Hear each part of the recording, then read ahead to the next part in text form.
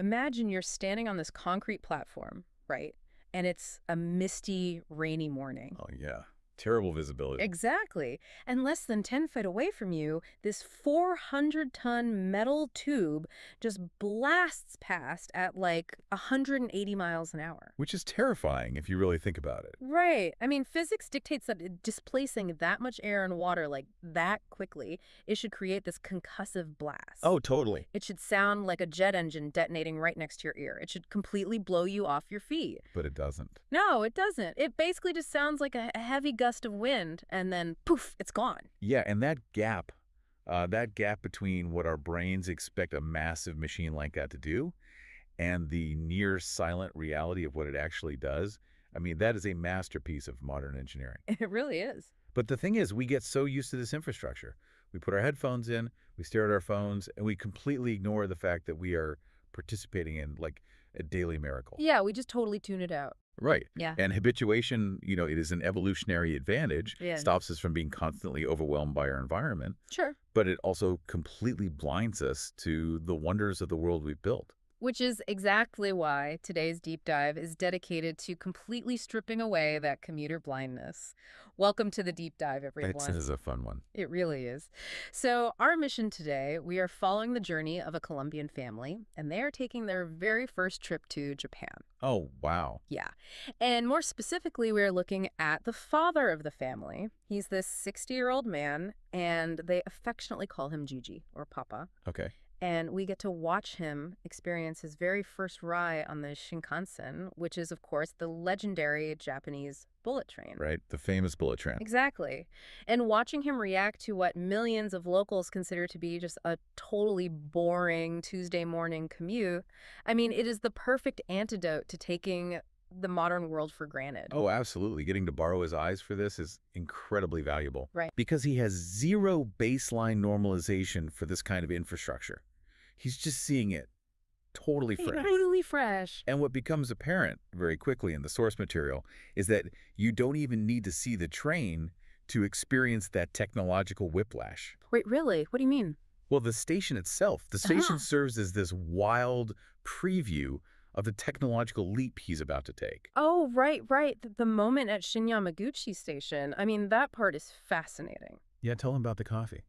Oh my gosh, the coffee. Okay, so before they even get near the tracks, Gigi's mind is completely blown just by getting a cup of coffee. Just a standard station coffee. Right. They walk up to this automated 7-Eleven coffee machine. And it's not just, dispensing brown water like you'd expect from a gas station. Far from it. The level of precision is wild. He places the cup in the machine, and without him pressing a single button to tell it what he bought, the machine automatically scans the cup size. It knows exactly what to brew. In this case, I think it was a hot latte. And then an actual voice announces pouring milk. Pouring milk. Yeah. And to a local resident, that is just a frictionless way to get caffeine before an early meeting. Literally just Tuesday. Right. But to Gigi, it's a marvel. Mm-hmm. And looking at why Japan operates this way, well, it actually reveals a lot about their society. Oh, interesting. How so? Well, Japan has a notoriously tight labor market and an aging population. Right, I've heard that. Yeah, which has driven this absolute obsession with automation everywhere. But it's not just automation for the sake of, saving money on wages. Right. It's automation designed to deliver a high-fidelity experience, like that machine. It's reading a micro barcode on the cup to determine the exact water temperature, the precise pressure for the espresso extraction, and the exact ratio of steamed milk. That is insane. And it really is like having a tiny robot barista just living inside the box. Pretty much. I mean, he is so amazed. He starts joking about importing this exact machine to Colombia and just setting them up everywhere. I mean, I would too. Right. You can literally see the gears turning in his head about how advanced the everyday environment is here. But then that contrast dials up to an 11 when they visit the station bathrooms. Oh, man. Public transit restrooms globally do not have a great reputation. That is an understatement. Right. The baseline expectation for a train station bathroom in most parts of the world is that it will be utilitarian at best. And actively hostile or unsanitary at worst. Exactly. So Gigi is walking in expecting a pretty grim experience. Right. A damp floor, the overwhelming smell of bleach and urine. That is the mental model for a public bathroom. Yeah. But instead, he walks into this facility that looks like it belongs in a high-end hotel. Oh, yeah. The toilet seats are heated, there are specialized sanitizing wipes provided just for the seat, Mm. and then you get this incredibly human, frankly hilarious moment where Gigi is just staring down the electronic control panel for the bidet. The famous Japanese bidet panels. Yes. And he is genuinely intimidated. He's hesitating to press anything because he fears he might trigger, like, a rogue water splash all over his clothes. Which is a valid fear if you don't read Japanese. Totally valid. But, it perfectly illustrates the friction of encountering hyper-advanced infrastructure for the first time. Oh, for sure. But underneath that humor, there's actually a cultural mechanism at play here. It's known as Omotenashi. Omotenashi, what does that mean? It loosely translates to this deep-rooted Japanese philosophy of hospitality, basically anticipating a guest's needs before they even ask. Even in a public train station. Exactly. In the context of a public station, it means maintaining shared spaces with extreme reverence. Mm. The cleanliness isn't just because they hire a massive army of janitors. Okay. It's a societal contract. The users also treat the space with respect, which is what allows for delicate, high-tech hardware like bidet panels to exist in a high-traffic transit hub without being vandalized or destroyed. Oh, that makes so much sense. If people didn't respect it, they couldn't have nice things there. Precisely. Well, it makes a mundane bathroom break feel like stepping into a time machine for him. And it perfectly sets the stage for the main event. Right, the actual trains. Yeah, because as immaculate as the station interior is, the true shock arrives when they finally step out onto the platform. And the physical layout here is really important for picturing what happens next. Right. Set the scene for us. So you have a 4-track system at this station. The 2 outer rails are designed for the trains that are actually stopping at Shin Yamaguchi. Okay, the local stops. Yeah. And the 2 inner rails are the passing lanes for the express trains, the ones that don't stop. Got it. And you have to add the environmental factors to this, right? Like I mentioned earlier, it is a misty, rainy morning. Right, visibility is really poor. Yeah, and the ambient noise of the heavy rain basically masks any distant sounds. So they can't hear anything coming. Exactly. Yeah. So the family is standing on the platform, they're looking out at those inner tracks, and suddenly, out of the mist, this train just blasts through the station. With 0 warning. 0 warning. No warning bell, no whistle, it just appears. And Gigi is rendered completely speechless. I mean, who wouldn't be? Right, he's trembling with excitement, he's throwing around words like otherworldly and alien. Yeah. But the detail that completely breaks his brain is the water displacement. Because of all that rain on the tracks, the sheer aerodynamic force of the train creates this massive, dramatic wave of water that sprays out on both sides. Yeah, fluid dynamics are wild. When a blunt object hits standing water at low speed, it splashes. Sure. But when a highly engineered aerodynamic object hits it at bullet train speeds, it literally atomizes the water. It forces it outward in a continuous pressurized wake. It's basically fluid dynamics happening in real time on a massive scale. That is such a cool way to describe it. Picture a highway snowplow hitting a fresh drift at 60 miles an hour, throwing that massive arc of snow into the air. Yeah. Now imagine that happening at almost 200 miles an hour, but the plow is made entirely of compressed air. That's a great analogy. Thanks. And Gigi is just yelling, "Did you see the water splash?" He's so hyped. But, looking at the footage of this heavy rain being violently thrown aside, I realize something doesn't add up. What's that? A train moving that fast, displacing that much water and air through a semi-enclosed station platform, it should be deafening. Right. It should create a concussive wave that shatters eardrums. How are the people on the platform not covering their ears in pain?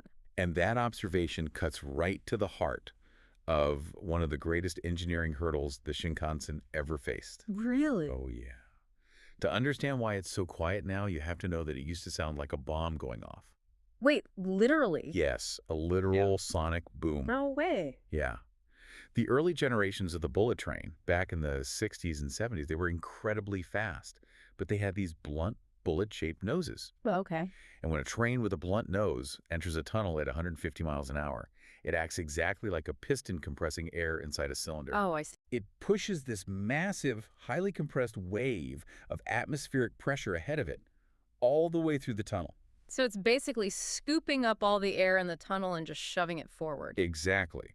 And when that highly compressed wave of air finally reaches the end of the tunnel and exits, It expands outward in a fraction of a second. Oh, wow. Yeah, and this created what engineers called a tunnel boom, or a micro-pressure wave. And it wasn't just loud. I mean, the low-frequency boom was powerful enough to rattle windows.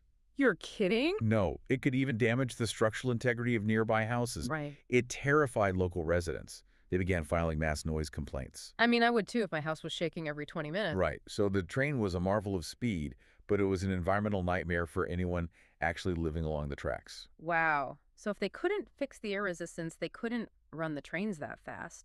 How do you stop a massive metal cylinder from pushing air? Well, you redesign how it slices through the air. And the solution actually came from the general manager of the technical development department, a guy named Eiji Nakatsu. And he happened to be an avid bird watcher. Wait, a bird watcher solved a multi-million-dollar high-speed rail crisis. He absolutely did. Mm. So Nakatsu had been at a lecture by an aviation engineer, and he started thinking about how different birds manage air resistance. Oh, that's brilliant. Yeah, and he observed the kingfisher.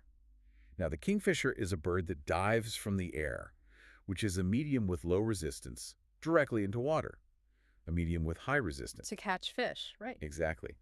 And it does this with barely a splash. So Nakatsu realized the secret was the highly specialized shape of the bird's beak. Okay, what's special about it? It isn't flat or blunt. It's this streamlined rotational parabolic shape. A rotational parabolic shape. Yeah, it's slender and elongated, and it gradually increases in diameter. This allows the beak to slice into the transition between air and water, putting the fluid aside smoothly rather than just slamming into it and creating a massive disruptive wave. So wait, they essentially took the kingfisher's beak, scaled it up to the size of a train, and just bolted it onto the front of the Shinkansen. I mean, in a biomimetic sense, yes. Mm.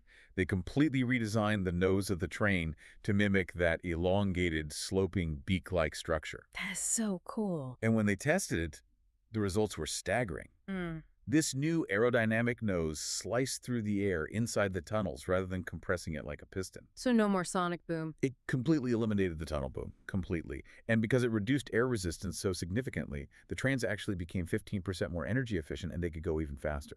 That is wild. Oh. So when Gigi is standing on that rainy platform watching this ghost train silently blast out of the mist and atomize the water, he is witnessing the direct result of an engineer watching a bird dive into a pond. Exactly. It feels like magic to him because the intensely violent physics of moving 400 tons of steel at those speeds have just been managed so elegantly. Yes. And that elegant management of physics is exactly what transitions the experience from this visceral shock on the platform to luxurious disbelief once they actually board their own train. Oh, yeah, let's talk about that boarding experience. So the family gets onto an N700 Series train. And I want to clarify what that means, because this isn't just a regular train car. No, not at all. This is essentially a piece of aerospace-level technology on rails. Yeah, the N700 series represents a really significant leap in bullet train evolution. It features an even more refined nose shape, which they call an aero double wing. Aero double wing. Sounds fast. It is. And it also incorporates an active tilt system. Oh, like leaning into a turn. Precisely. The train uses an air suspension system that actually tilts the entire carriage into the curves of the track. This counteracts the centrifugal force you normally feel when a vehicle takes a corner at high speeds. Meaning the passengers barely feel the lateral movement. Exactly. It just glides. Which totally explains the family's reaction once they sit down. So they spin the seats around to face each other, which is a cool feature on its own, creating this little moving living room. Yeah. And they are completely baffled by the smoothness. I mean, they are moving at warp speed. And Gigi points out that it feels exactly like cruising altitude in a jet, but with absolutely zero engine vibration. Why not? They even do that famous trick where they balance a 500 yen coin on its edge on the tray table. Oh, I've seen videos of that. Yeah. The train is rocketing across Japan, and the coin just stands there, perfectly still. The engineering is just flawless.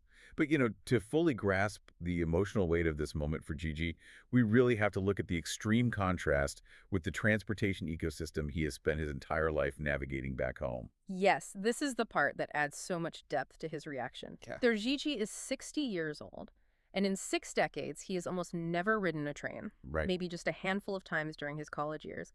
And to understand why, you have to look at Colombia's current infrastructure. Which lacks any meaningful passenger or freight rail network. Exactly. None. And It is a striking reality for a nation of that size. But the absence of a rail network isn't an accident. It's the result of complex geography and history. Right. The geography is tough. Very tough.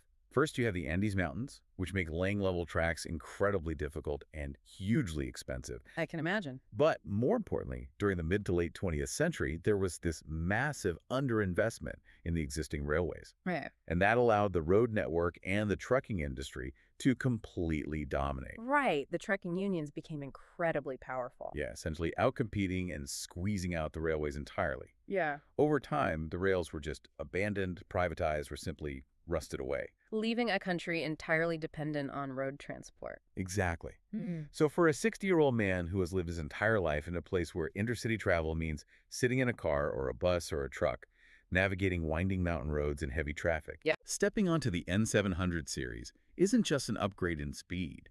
It is a fundamental paradigm shift in how human beings traverse the Earth. It's like someone who has only ever known how to ride a bicycle suddenly stepping into a teleportation pod. That's exactly what it is. Because the numbers they start citing are genuinely mind-bending.